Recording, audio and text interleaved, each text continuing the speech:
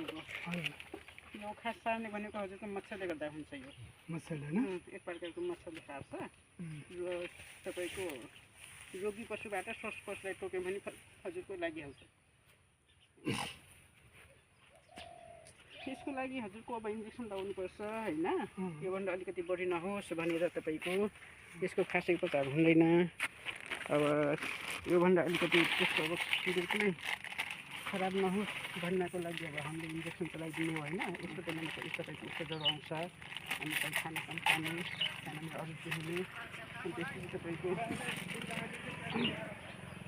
ज्वरो आउने यो सरुवारो पनि हो सरुवाहरू फेरि गाईलाई पनि हुनसक्छ हुनसक्छ एकदम दुधको मात्रा घटाउँछ तपाईँको एक दिन मात्रै लगाएर हुँदैन 3 दिनसम्म लगातार दिनुपर्छ 3 दिन लाउँछ हैन 3 दिन सक्नुपर्छ हजुरको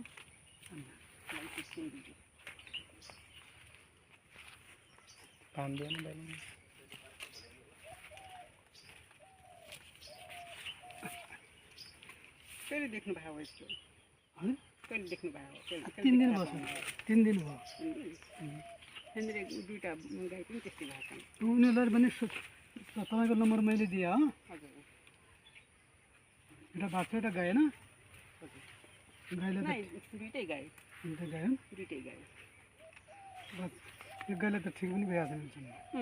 त्यो क्यासी हुन्न तपाईँको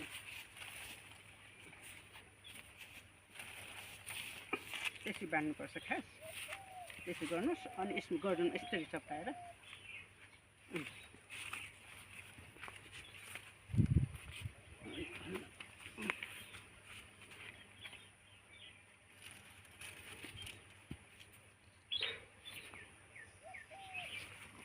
कति फुल एउटा दुई दुईवटा दिनुपर्छ एउटा तपाईँको ज्वरोको दुखाइको होइन खोइ त एन्टिबायोटिक हालेको ए अर्को यो इन्जेक्सन किन हालेको थियो यो हतार थियो कि त्यही भएर थाहा पाइन्छ त्यही भएर कभर कसै इन्जेक्सन अर्को छ दुवैले काम गर्नुहुन्छ हजुर उहाँले पनि दुइटै टेक्निसियन हो हामी